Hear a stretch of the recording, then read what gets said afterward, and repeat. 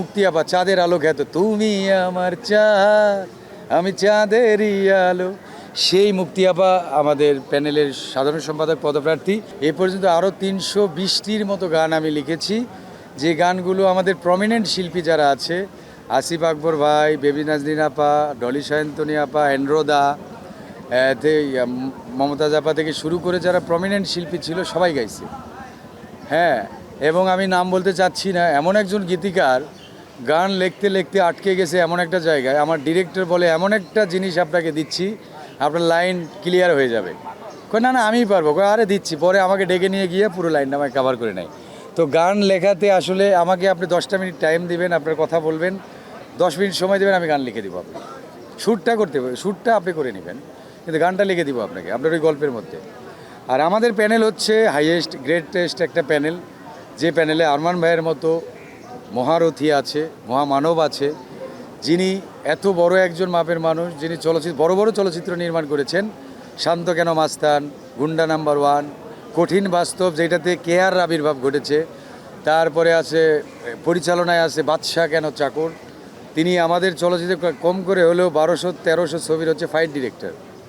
তো এই মানুষটিকে নিয়ে আমাদের প্যানেল, আরমান ভাই এবং মুক্তি আপা চাঁদের আলো খ্যাত তুমি আমার চাঁদ আমি চাঁদেরই আলো, সেই মুক্তি আপা আমাদের প্যানেলের সাধারণ সম্পাদক পদপ্রার্থী।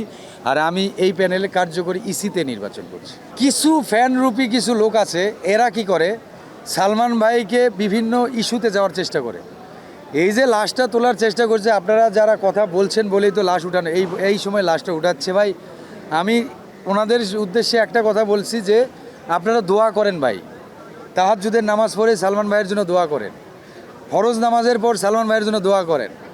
ভাই আপনারা তো নিজের বাপ মায়ের জন্য দোয়া করেন না ভাই, সালমান ভাইয়ের জন্য কতটুকু দোয়া করবে সেটা তো আমি জানি। আমি করি সালমান ভাইয়ের জন্য দোয়া, আমি মান্না ভাইয়ের জন্য দোয়া করি, আমি সারা বাংলাদেশে সারা বিশ্বের মুসলমান যারা আছে মারা গেছে আমার বাবা সহ প্রত্যেকের জন্য আমি দোয়া করি। আপনারা অনেকেই করেন না, আপনারা একটা ইস্যু তৈরি করছেন, তৈরি করে এইটা নিয়ে ভিউ ব্যবসায়ী কিছু বলছি আমি, কিছু ভিউ ব্যবসায়ী, সালমান ভাইয়ের সব ফ্যান খারাপ যে আমি এটা বলি নাই, কিছু ভিউ ব্যবসায়ী ফ্যান আছে, তারা এগুলি তোড়জোড় করে এগুলিতে বাধ্য করছে, সরকারকেও বাধ্য করছে।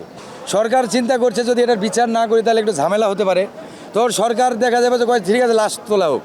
আমি বলছি ভাই আপনারা দোয়া করেন, ইহকালে যদি সালমান ভাইয়ের বিচার না হয় পরকালে হবে, আর ইহকালে আপনি যে পাপ করবেন সেই পাপের প্রায়শ্চিত্ত আপনাকে ইহকালে করে পরকালে যেতে হবে। আমি আপনাকে বললাম, হয় ওই লোক যদি আপনার ক্ষতি করে, হয় ক্যান্সারে আক্রান্ত হবে, কিডনি ড্যামেজ হবে, রাস্তায় হোঁচট খেয়ে মরবে, নয়তো গাড়ির তলে পড়বে। আমি আপনাদের বললাম বিচার হবেই ভাই, আপনার বিচারটা আল্লাহর কাছে দেন না। আপনারা এইভাবে এখন লাশ তুললে সালমান ভাই একটা মানুষ যখন মারা যায় তার জন্য সবচেয়ে বেশি দোয়া চাইতে হয় ভাই, আল্লাহর কাছে দোয়া করতে হয়। আপনারা যদি এভাবে হলো এই এখনও আন্দোলন করছে বিচার চাই, বিচার না করলে এ হবে সে হবে, ভাই আমার মনে হয় এগুলি ভিউ ব্যবসা ছাড়া কিছু না। এইটা কিছুদের ক্ষেত্রে বলছি। আর আপনারা সালমান ভাইয়ের জেনুইন ফ্যান যারা আছেন, আমি আপনাদেরকে বলছি, আপনাদের আমি একটা কথাও বলি না, আপনারা যেটা করেন সেটা সহি করেন, সুন্দর করেন, আমি জানি। আর আপনাদের সাথে আমি একতা প্রকাশ করি।